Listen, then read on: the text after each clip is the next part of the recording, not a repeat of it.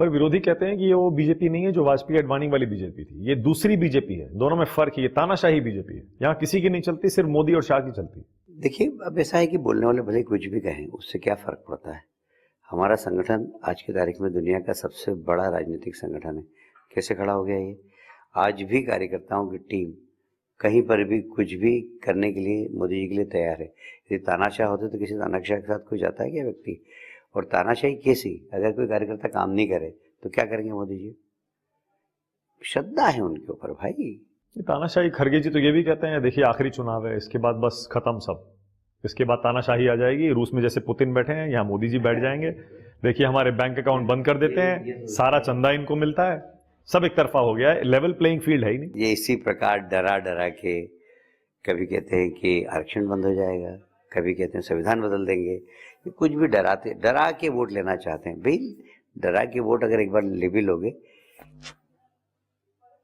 राजनीति के अंदर एक बहुत छोटा शब्द है विश्वास, वो अर्जित करो जरा। अभी पार्टी के नेताओं में आपस में विश्वास नहीं है, जनता क्या विश्वास अर्जित करेंगे? हमें गर्व है कि हमारे नेता के ऊपर जनता का विश्वास है, जनता विश्वास करती है।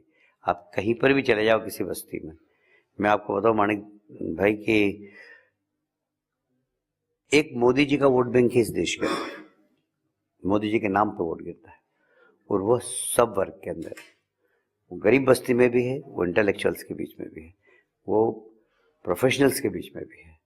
मैं तो बुद्धिजीवी सम्मेलन में जाता हूँ, उसके बाद फिर हम लोग बैठते हैं, बात करते हैं, उसमें प्रोफेशनल्स लेते हैं, चार्टर्ड अकाउंटेंट, वकील, जब उनसे बात करते हैं तो ऐसे फैन मिलते हैं, ऐसा लगता है कि यार हमसे बड़े ये फैन है मोदी जी के। बस्ती में आप चले जाओ, जिसका मकान बन गया प्रधानमंत्री आवास योजना का, मैंने अपनी आंखों से देखा। बोले साहब मेरा मंदिर देखो, मंदिर देखने गया मैं, उसके यहाँ हनुमान जी बैठे, राम जी बैठे और मोदी जी का फोटो लगा रखा उसने भगवान के मंदिर में।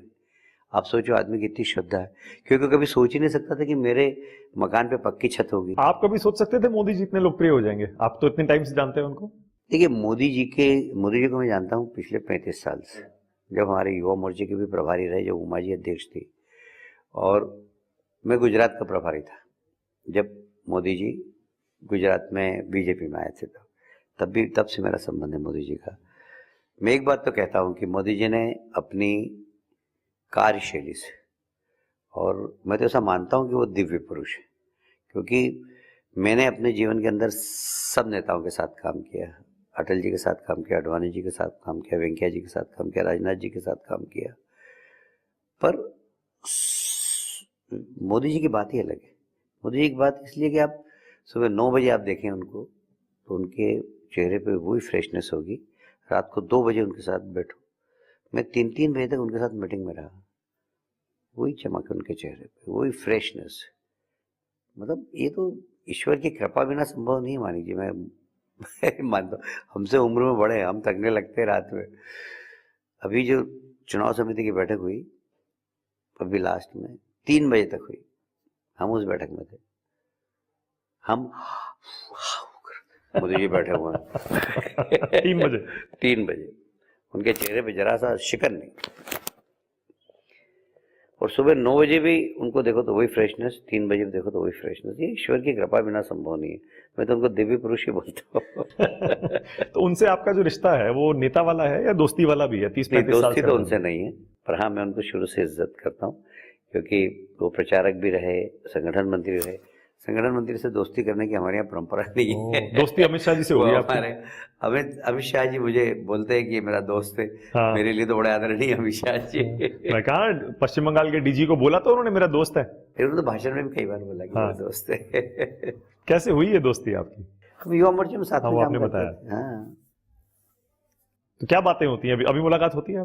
हाँ, अभी छिंदवाड़ा में रात में हम लोग काफी 1.5-2 घंटे बैठे। क्या बातें करते हैं? राजनीति की बातें होती हैं या कुछ और? नहीं, सभी होती है। सब ऐसा है कि जब बैठ जाते हैं जिनसे दिल मिले हुए हैं तो फिर तो सभी प्रकार की बात होती है।